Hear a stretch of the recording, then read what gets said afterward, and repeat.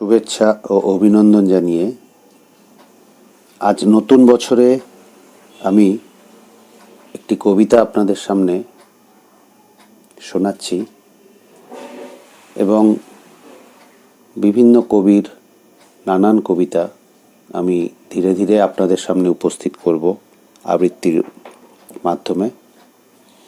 আপনাদের যদি ভালো লাগে আপনারা আমার চ্যানেলকে সাবস্ক্রাইব করবেন, লাইক করবেন, শেয়ার করবেন। নমস্কার।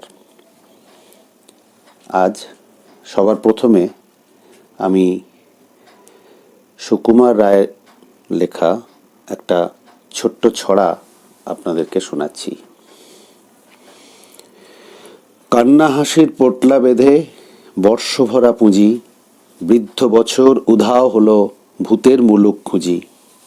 নতুন বছর এগিয়ে এসে হাত পাতে ওই দ্বারে, বল দেখি মন, মনের মতো কি দিবি তুই তারে? আর কি দিবি? মুখের হাসি, ভরসা ভরা প্রাণ, সুখের মাঝে দুঃখের মাঝে আনন্দময় গান।